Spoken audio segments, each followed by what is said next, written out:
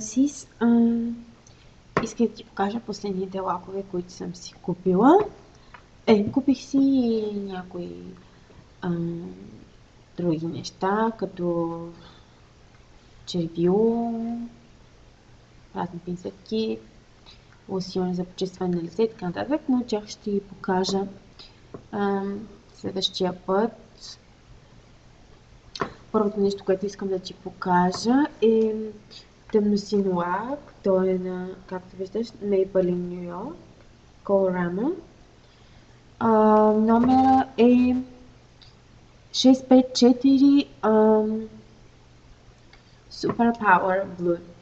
As you can see, както виждаш.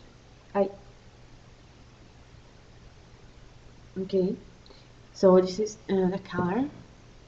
Така седи на... Така седи на пръстите.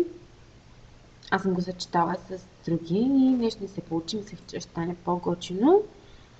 И другия също е на Maybelline. Казва се The New and Strong Pro. Не знам дали се вижда добре. Не много, обаче това е положението. Номер е 490. Така че може да го потърсиш.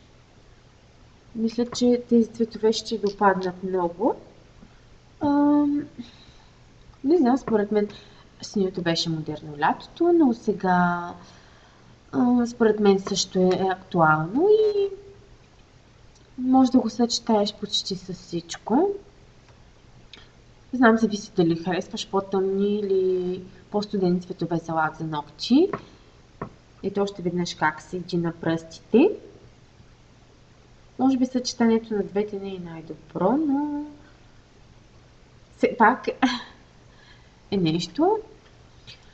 Добре, това е за сега.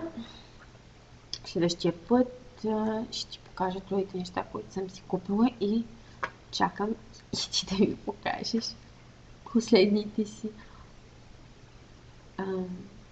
глезотийки.